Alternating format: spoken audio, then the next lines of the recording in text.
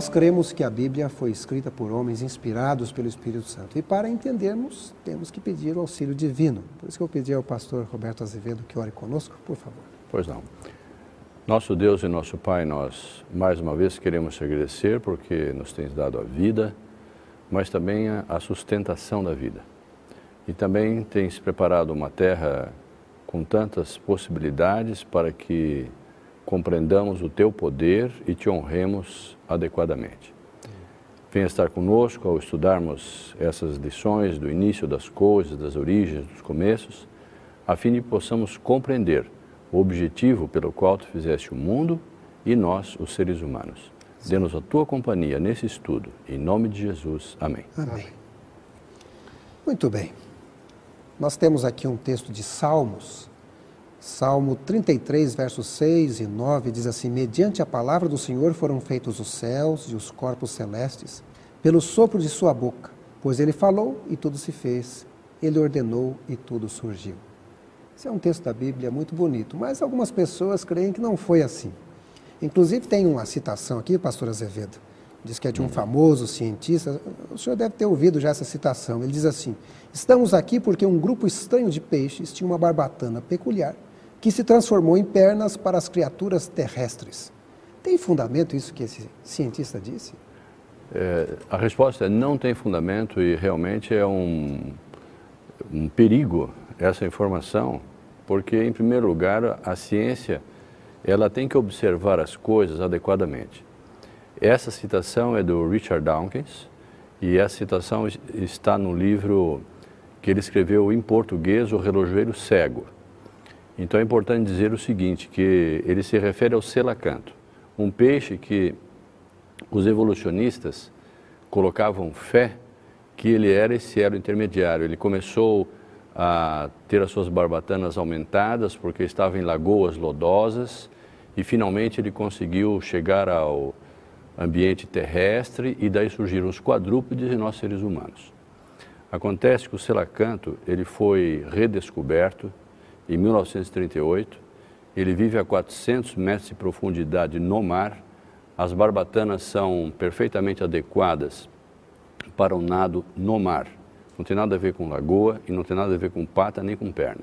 Então, é uma observação mal feita e uma dedução errônea, que a gente deve pautar que a ciência não trabalha com esse tipo de material, vamos dizer assim, completamente sem fundamento nenhum e de uma observação totalmente inadequada. É falsa a declaração. Agora, pastor Siqueira, ele citou esse livro, O Relojoeiro Cego, porque há uma citação também de um outro cientista que diz que é impossível existir algo tão perfeito sem ter um relógio, sem ter um relojoeiro, não é verdade? Quer dizer que a crença na Bíblia, nós cremos porque existe fundamento também nisso, não é verdade? Sem dúvida, eu acho que quando a pessoa começa a analisar racionalmente, não é? E aí que está o grande desafio da ciência que não aceita a revelação bíblica. É tentar entender um universo tão complexo, um universo tão extraordinário, que acontece por acaso, por capricho ou por um acidente. Não é? Se mesmo hoje nós, com toda a capacidade que o ser humano tem, com a sua inteligência e com a técnica, ele não consegue reproduzir as coisas mais básicas que existem na natureza. Como que o acaso, então, pode criar algo tão complexo e tão extraordinário como o nosso mundo? Eu lembro que um pastor chamado pastor Henry Feyerabend, ele dizia o seguinte, que o carro dele uma vez bateu e ele estava sem dinheiro para consertar e o carro foi ficando na garagem. E o carro, infelizmente, não se autoconsertou. Passava o tempo e ele continuava lá do mesmo jeito, não é verdade?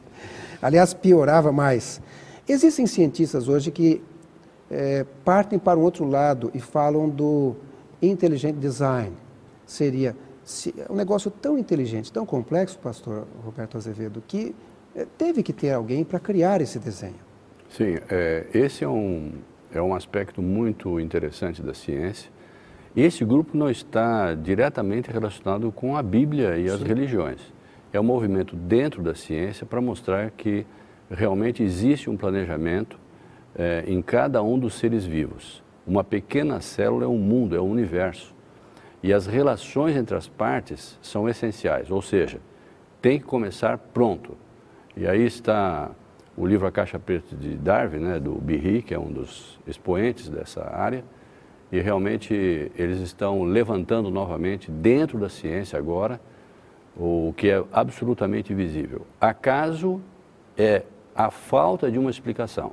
Dizer que o acaso o cego faz é acreditar em fantasia. Isso não é ciência. Até pode acreditar, só que não diga que é ciência.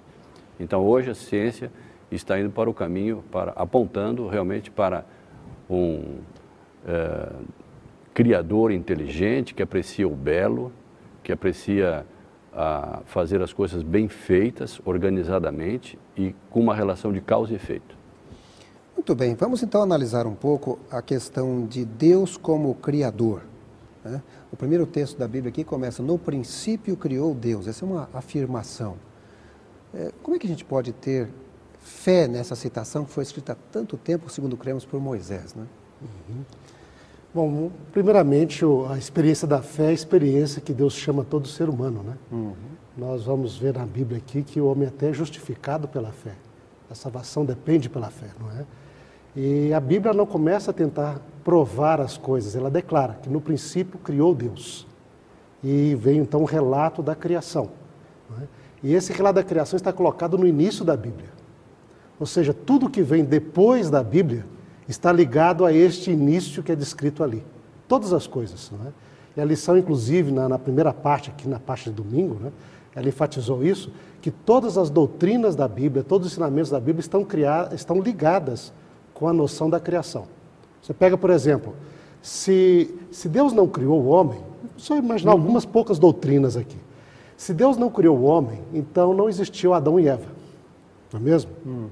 Se não existiu Adão e Eva, então também não houve a queda no pecado. Se não houve queda em pecado, então não há necessidade de redentor. Uhum. E se não há necessidade de redentor, Cristo é o que para nós então? Vem nos redimir do quê? Se nós somos simplesmente o fruto da evolução, nós hoje estamos no ápice da existência de toda a natureza. Redimir do quê? Então já cai a noção de Criador, com a noção de Criador cai a Redentor, de salvação. Não é? E se Deus não criou, também não existe esperança de uma nova criação. Então toda a promessa da Bíblia de vida eterna, de um novo mundo, um novo céu, nova terra também. Né? Então eu percebo aí, pastor Roberto, que não tem como casar as duas teorias, se podemos chamar assim. Não há como mesclar evolução e criacionismo junto, né? Não, é verdade. Mesmo forçando a situação, né, a gente vê que determinados teólogos foram e voltaram nessa questão. Quem sabe, que é citado é o Teilhard de Chardin, que era um jesuíta católico, como aquele que fez uma tentativa de ajustar as coisas. A gente sabe que ele estava envolvido na fraude do homem de Piltdown, ele estava envolvido com vários problemas sérios e dúbios da ciência, então ele não tem, vamos dizer assim, condições de se posicionar como cientista para dar as explicações, porque é muito frágil a tentativa de ajustar essas coisas. Elas não têm como ser harmonizadas. Então, há cientistas que acreditam no Deus Criador e que é poderoso e que faz as coisas. Agora, um Deus que está sendo levado pelas circunstâncias, pelo acaso, esse Deus, ele é inconsistente e, como alguém diz, dizer o que o acaso faz é falta de explicação, não é explicação. Agora eu percebo então que os dois casos dependem de fé, não é? Quando você nota na ciência, na verdade, nós temos um fato. O fato é que existe este mundo. Uhum. Existem seres humanos, existem animais. Né? E aí, isso é um fato. Agora vem as teorias da explicação de como essa realidade chegou a existir. Uhum. Não é? Aquele que acredita na Bíblia, e ele acredita na declaração bíblica, então ele toma esse princípio e a partir daí ele começa a analisar a realidade. E ele vai encontrar, como existem cientistas criacionistas, que tendo por base a criação, você consegue interpretar os fatos dentro da ótica da criação. No entanto, o evolucionista, ele não acredita na Bíblia, não acredita em Deus. Então, como não acredita na Bíblia, nem acredita em Deus, então ele vai tentar explicar como isso se tornou uma realidade de uma maneira que ele seria chamado natural. Aí entra a natureza, o acaso, não é? Mas é tão complexo essa situação que tudo aquilo que o evolucionista não aceita em Deus, ele precisa transpor para a natureza. Onisciência, onipotência, não é? Tudo aquilo que nós não podemos fazer, o acaso pode. Aí começa essa inconsistência lógica. Como é que o acaso, algo que não tem inteligência, pode criar coisas que necessitam de planejamento e inteligência? Exatamente. E aí milita contra a teoria da evolução, né? Bom, vamos falar um pouquinho da criação aqui. Aqui começou, por exemplo, olha, eu vou ler aqui exatamente como está na Bíblia, capítulo 1, verso 1 de Gênesis, continuando a leitura, diz assim: No princípio criou Deus os céus e a terra, porém estava sem forma e vazia, havia trevas sobre a face do abismo, e o Espírito de Deus pairava sobre as águas. Disse Deus: haja luz, e houve luz. E viu Deus que a luz era boa, fez separação entre a luz e as trevas. Chamou Deus a luz dia e as trevas noite. Houve tarde e manhã o primeiro dia. Esse foi o primeiro dia da criação. No segundo, e disse Deus: haja firmamento no meio das águas e separação entre águas e águas. Fez, pois, Deus o firmamento e separação entre as águas debaixo do firmamento e as águas sobre o firmamento. E assim se fez. E chamou Deus o firmamento céus. Houve tarde e manhã no segundo dia. Céus, quer dizer que o nome céus foi dado por Deus? Parece que é isso que eu entendo aqui da minha leitura. Já, esse céu seria o nosso céu atmosférico? Bom, dentro da interpretação do texto bíblico, existem geralmente duas variantes principais de entender isto. Seria que, primeiro, um grupo entende que o primeiro verso diz: no início criou Deus os céus e a terra, ele poderia estar se referindo a todo o universo. Então, seria os céus representariam todo o universo, né, incluindo o lugar onde Deus mora, não é? Os anjos, os outros planetas, todo o cosmo, não é? Com tudo que existe no cosmo. E a Terra referia-se à Terra. Não é? Então essa é uma posição, e depois de um tempo, que nós não sabemos quanto, né, aí a partir do verso 2, Deus começa a organizar a vida na Terra. Aí é a semana da criação. Então ali poderia ter um espaço de tempo bem grande entre o verso 1 e o verso 2. Não é? Essa é uma maneira de entender o texto bíblico.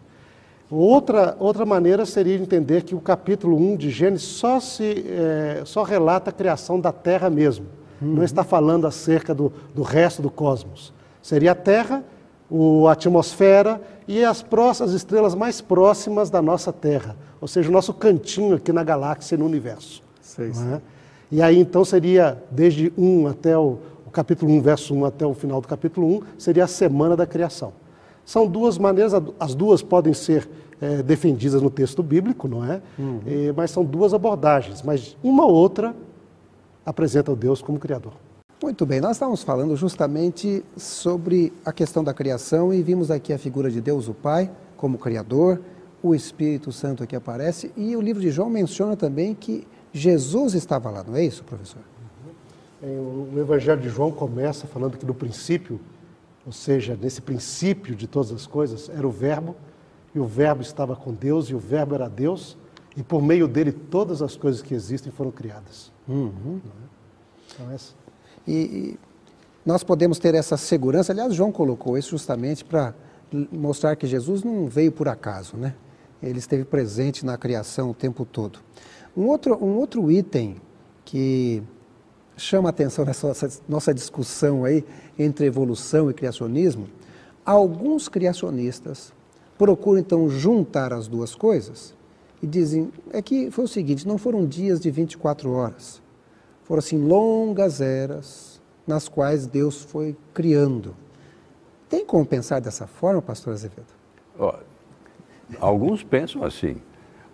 A grande falha dessa ideia é, como o pastor já mencionou, nós colocamos toda a perspectiva de Cristo como Salvador e de Deus como Criador e Cristo como Criador e o Espírito Santo atuando, e saindo do contexto bíblico, a gente se perde totalmente. Porque quando nós analisamos esta criação, nós vemos que ela é bastante clara, objetiva. E a gente não pode esquecer que a Bíblia é um livro histórico.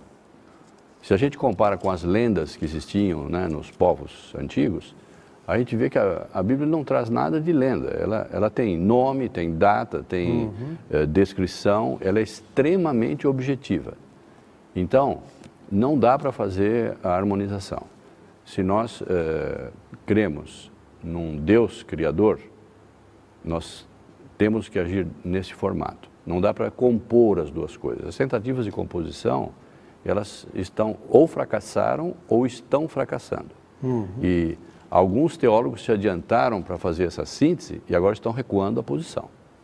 Né? Agora, eu lendo aqui o livro de Atos, no capítulo 17, especialmente no capítulo 26, onde diz: de um só fez toda a raça humana para habitar sobre toda a face da terra, havendo fixado os tempos previamente estabelecidos e os limites da sua habitação, dá a entender que Deus criou o nosso tempo justamente aqui na criação. É isso mesmo, pastor Siqueira? É bem claro no texto bíblico, além do problema lógico, não é? E toda a implicação teológica, quando você lê o texto deixa bem claro que o tempo foi criado por Deus na criação. E foi tempo de 24 horas. Aqui diz que Deus criou a luz, e diz o texto, e houve tarde e manhã, né, o primeiro dia. Como é que fica a noite aí? Porque, então, afinal de contas, em português só põe tarde e manhã. É porque a palavra tarde em hebraico está ligada ao período escuro, que seria a nossa noite. Eles dividem em duas partes, trevas e luz. Não é? Foi a divisão do primeiro dia. Então a sequência é bem clara que é um período onde houve trevas primeiro e depois houve luz. E isso formou um dia. E desde então, todos os dias têm sido assim. Um período de escuridão e um período de luz. Isto é um período de 24 horas no tempo. É bem claro, vamos dizer assim, o texto indica isso. Então, você vem 6 dias, onde Deus criou, e cada dia era um período de houve tarde e manhã, ou seja, houve noite e houve o dia. Aí, dia tal, não é?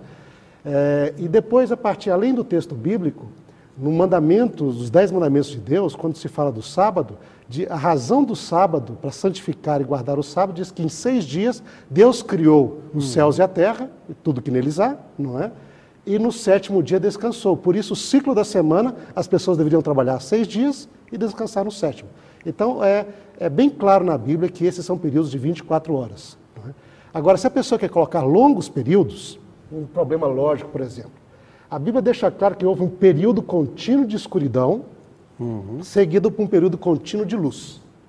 Se um dia fosse um período, vamos dizer, de 1 milhão ou milhões de anos, então nós teríamos milhões de trevas, de anos de trevas e depois milhões de anos de luz. Seria para ser fiel ao texto bíblico. Só que um período de milhões de anos de trevas acabaria com toda a vida na Terra. Não existe vida sem haver luz. Não é? Então, se o nosso mundo hoje apagasse, por exemplo, a luz apagasse, em pouco tempo os vegetais estariam morrendo, os animais não teriam mais a alimentação, e aí a vida iria se extinguindo na Terra. Não é? Então, a evolução não pode acontecer em períodos de milhões de anos contínuos de trevas. Então, é difícil você ficar harmonizando uma coisa com a outra. Não é? Ou você, para ser lógico, ou você acredita em Deus e os princípios dirigidos pela Bíblia, ou você é evolucionista e não acredita em nada disso. Agora, uma coisa interessante que o senhor falou, quer dizer, a noite veio antes. E isso permanece até no nosso costume atualmente, porque quando a gente diz assim, noite de Natal, a gente está falando a noite da véspera, nunca a noite do dia 25, não é verdade? Exato. O dia começa com trevas, não com luz. Exatamente, impressionante. Muito bem, vamos continuar um pouco mais aqui. Foi colocado aqui um título curioso, né? A galinha ou o ovo? Muitas pessoas perguntam, o que veio primeiro? Veio o ovo ou a galinha, né? Mas pela Bíblia veio a galinha, né? A galinha em primeiro lugar. Certamente. Isso é algo interessante, porque os seres vivos, né, foram criados adultos, com capacidade reprodutiva. Sim. Então, não só os seres humanos, todos os seres vivos. Então, a resposta bem objetiva à pergunta é sim. Em primeiro lugar veio a galinha e depois veio o ovo. e os pintainhos que surgiram daí, né? Agora, uma coisa interessante, eu estava analisando aqui a sequência, né? Luz, o firmamento, ou céu, terra firme, vegetação, sol, luas e as estrelas. Se fossem longos períodos, essa vegetação não ia continuar sem o sol, a lua e as estrelas, né? Exato. A grande fonte de alimentação, na realidade, são os vegetais que transformam a energia luminosa solar para nós nos alimentarmos e usarmos essa energia. Então, falharia completamente o ciclo vital, né? E, como disse o pastor, ele entraria em colapso e a vida desapareceria. A gente sabe, obviamente, que ao ser escrita a Bíblia, Moisés foi inspirado por Deus para escrever. Mas essa história da criação, ela vinha sendo contada antes da escrita para as pessoas, Adão, os seus descendentes, depois do dilúvio e tudo mais. Isso era oralmente, não era, pastor? Antes que Moisés colocasse por escrito a Bíblia, né, toda a história é transmitida de forma oral, de uma família para outra, né? E a gente vê hoje, até hoje em sociedades onde a escrita não era muito comum ainda, que a parte oral é muito importante. Todo mundo tem de transmitir a história dos seus antepassados para poder criar identidade, criar razão sociológica de ser, não é? E assim era na Bíblia também, até o dia que Deus então orientou Moisés para que ele colocasse por escrito para ficar registrado de uma vez por todas, né? Vou fazer uma pergunta que é uma curiosidade aqui, pastor Azevedo. Além da Bíblia, existe também alguns outros povos que deixaram escritos a criação por um ser superior também? Sim, há vários povos, né, desde os sumerianos, os povos da planície de Sinear, que é ali da Mesopotâmia, atual Iraque, Irã, né, se desenvolveram ali civilizações poderosas. E há muitos registros, até registros, dessas histórias. Mas e alguns até dizem, então, que nós, né, que acreditamos na Bíblia, copiamos. Sim. Mas, na realidade, a gente vê que todas essas histórias, elas têm uma relação com a história bíblica e o dilúvio, porém, elas mencionam deuses vários, luta entre deuses, então elas dão uma figura, uma forma realmente lendária a tudo isso. A gente percebe que a Bíblia não tem esse viés, não tem esse desvio. A Bíblia, ela conta realmente a história que aconteceu. E ela dá datas, nomes, anos e dá precisão. Isso você não encontra em qualquer um desses tipos de história que aparece lateralmente, eu diria, né? E eu diria que isso é exatamente o contrário.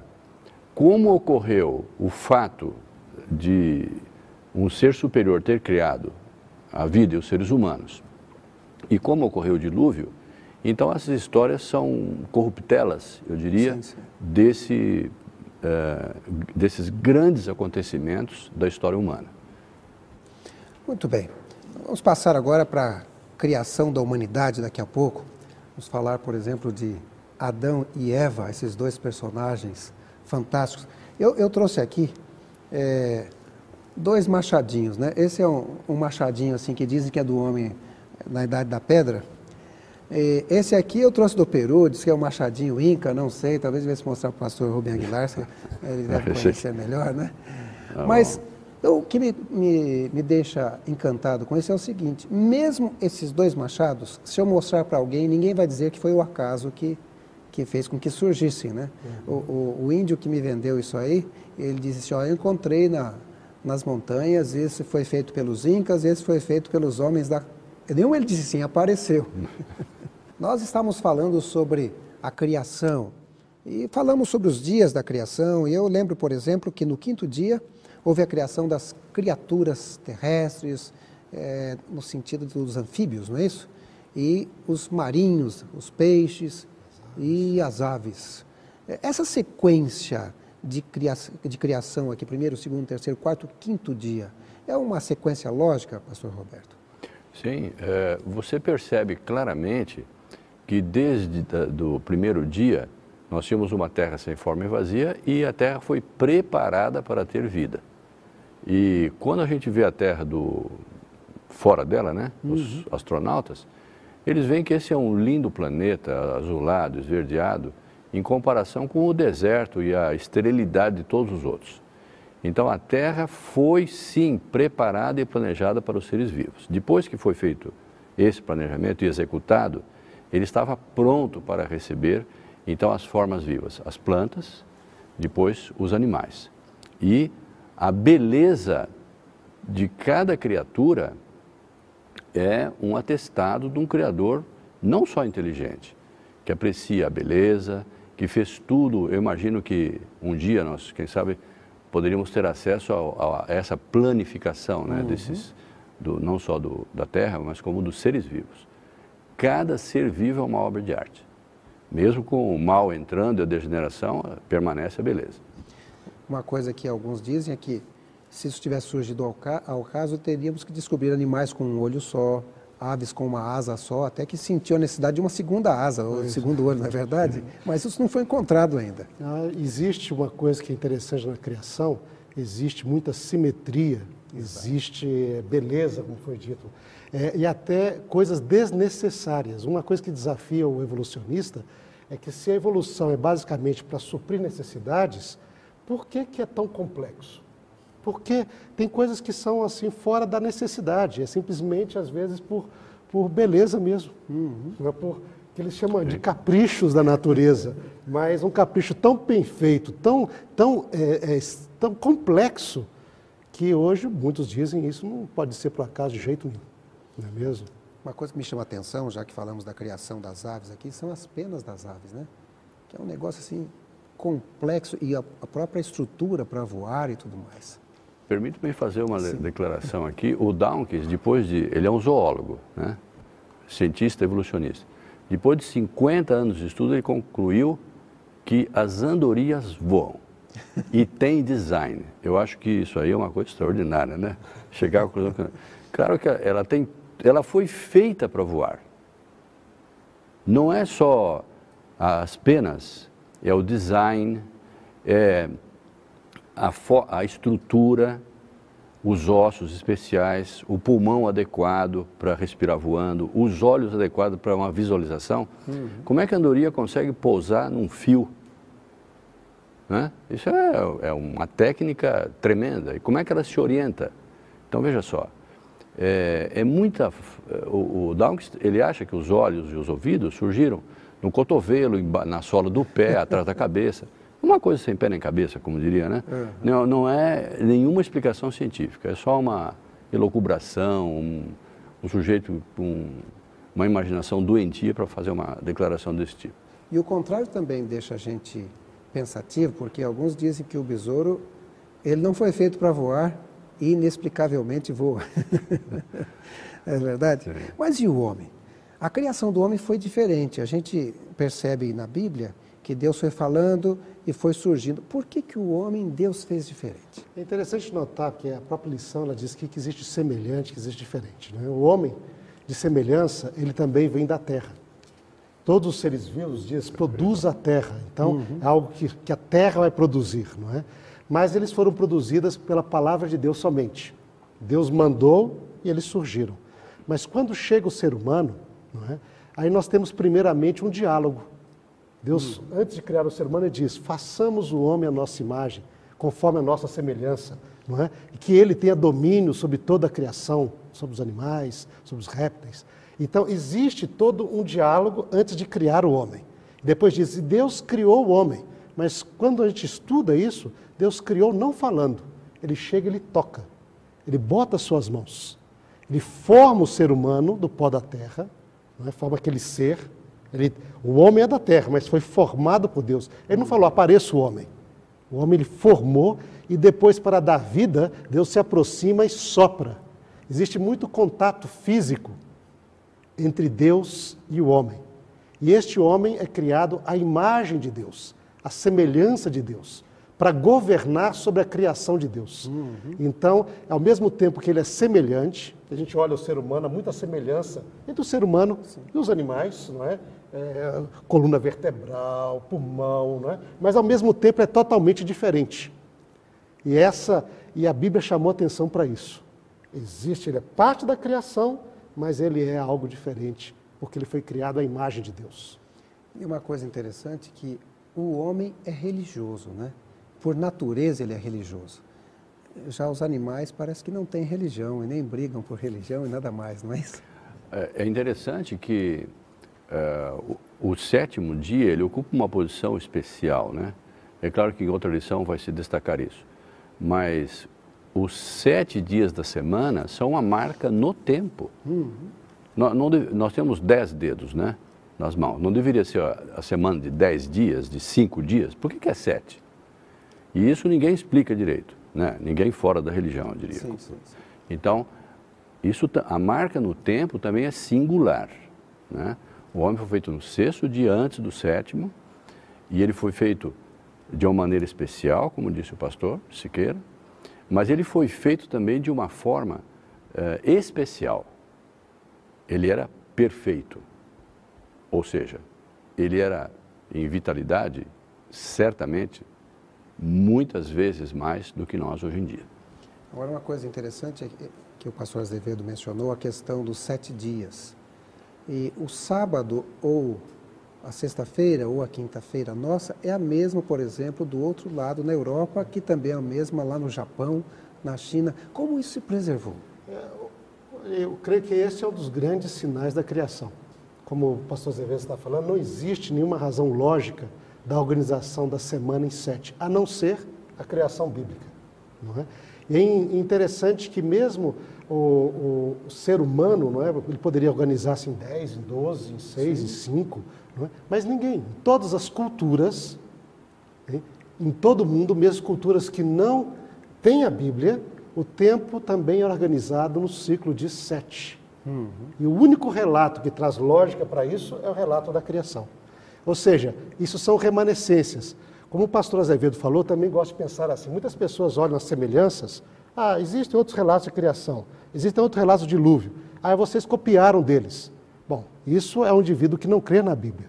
Mas nós poderíamos pensar o contrário. Se existem tantos relatos e tantas reminiscências, podem ser lembranças de um fato original que foi uma realidade. E a semana de 7 dias, sem dúvida, para mim, é o mais forte argumento. Uma coisa a mais.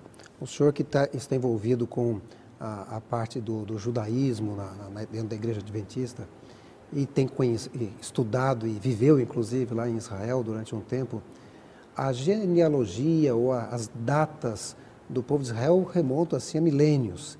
E eles mantêm um ciclo semanal, então, desde o passado até hoje, e o sábado deles é igualzinho o nosso. Quer dizer que também o ciclo semanal também não teve variação. Exato.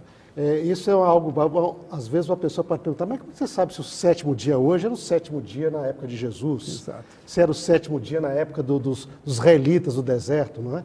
E Deus deixou esse testemunho vivo, que entre todos os povos da antiguidade, hoje nós não temos mais os egípcios guardando a religião egípcia, não temos os babilônicos guardando a religião babilônica, nem os gregos com as suas mitologias, não é? Mas nós temos Israel. E Israel, desde os tempos primordiais, não é? Guarda o sábado, guardou através da história, sem faltar uma semana sequer. Não é? E quando nós chegamos hoje, está aí. Qual que é o 7º dia? É o mesmo sábado da nossa semana. É impressionante, né? Agora, aí vem a criação, por exemplo, da mulher. Acho que a gente deve falar um pouquinho. Hoje está mais fácil a gente pensar na mulher sendo feita das costelas de Adão, porque está em voga a questão do clone aí, né, que tira uma célula e daquela célula recria um outro animal. Será que a mulher foi uma espécie de clone que Deus fez, pastor Roberto Azevedo? Eu não diria que foi exatamente isso. O clone acho que ajuda a compreensão, mas a gente deve pensar que o clone existe na natureza normalmente com plantas. Você corta determinadas plantas, elas se reproduzem. Eu diria que foi uma criação especial também, não é? Houve todo um trabalho preparatório para Adão, que ele repousasse. Houve eu diria, uma operação cirúrgica, né? Todo um processo também envolvendo a atenção especial do Criador, de Deus atuando. E a mulher foi trazida para Adão, então, para que fosse sua companheira. É um belo quadro. E a gente deve imaginar seres perfeitos, belos e completos, simétricos, lindos, especiais. Adão, né, com o dobro da altura de um homem alto, e a sua esposa tocando no seu ombro. Imagine, esse par são os nossos pais. Daí nós surgimos. Então, nós devemos agradecer a Deus pelo grande projeto de criar os seres humanos, e nós descendemos deles. Todos nós descendemos de Adão e Eva. Que maravilha. Bom, existe um texto escrito por uma escritora chamada Ellen White, onde ela diz assim: quando Adão saiu das mãos do Criador, trazia em sua natureza física, intelectual e espiritual a semelhança de seu Criador. Era seu intento que quanto mais o homem vivesse, tanto mais plenamente revelasse essa imagem, refletindo mais completamente a glória do Criador. Hoje em dia, quando a gente tem um filho, alguém diz assim: puxa, parece o pai. E se o filho segue a profissão do pai, fala: poxa, olha, filho de peixe, peixinho é, não é? Esse era o intento do Criador também, pastor Siqueira? Sem dúvida, acho que Adão era um representante de Deus no mundo, ele seria o representante de Deus na sua família. E ele demonstra toda essa beleza, perfeição, não é? A sua sabedoria ao criar aquilo que foi a coroa da criação, que foi o homem e a mulher. Interessante às vezes isso, o texto bíblico, ele enfatiza isso também. Façamos o homem a nossa imagem, a imagem de Deus os criou, homem e mulher os criou. Nós temos que lembrar que o texto bíblico fala que o ser, tanto o homem como a mulher, são a imagem de Deus. Sim. Não é? E há algo que me chama a atenção, Jonathan. Né? Não existe, eu acho que isso talvez é algo curioso, e eu acho que isso é reflexo da criação também. O ser humano não consegue imaginar nada mais belo e mais perfeito do que a si mesmo. Você já pensou, já viu esse pessoal que fala os ETs, os seres extraterrestres? Todos esses seres extraterrestres, os melhores, eles são humanos. Sim. Aqueles que não são humanos são monstros. Sim. Eles não têm harmonia, eles não têm beleza, eles não têm simetria, eles são monstros. Quer dizer, a prova de que o ser humano é uma das, para mim, né, pessoalmente, é a coroa da criação, que o ser humano é incapaz de ter algo mais belo e perfeito do que si mesmo, porque na criação não existe.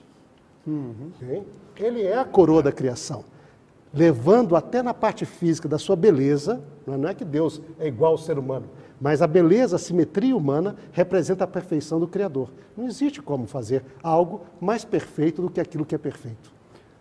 Muito bem. Olha, nós vamos estudar aqui durante 3 meses este livro de Gênesis. E não podemos esgotar tudo hoje, né? Então, pastor Roberto Azevedo, as suas considerações finais para os amigos da Novo Tempo. Quem sabe esse argumento da perfeição, ele também traz um problema para a evolução. Nós só conseguimos suportar o peso degenerativo porque os nossos pais eram perfeitos no princípio. Se nós fôssemos seres degenerados, a evolução não teria cacife de bancar a melhoria da espécie humana. Portanto, esse argumento estudado em profundidade é um golpe na evolução. Não só do ser humano, mas todos os animais e vegetais. Então, agradecemos a Deus porque Ele nos fez perfeitos, nossos pais, e nós suportamos esse processo. O Dr. Francis Collins, que é que coordenou o projeto Genoma, ele calcula que nós temos defeitos genéticos mais ou menos da ordem de 5 a 6 mil defeitos genéticos. Se nós imaginamos que a Terra tem 6 mil anos aproximadamente, é um defeito genético por ano. Agora imagine essa carga durante milhões de anos.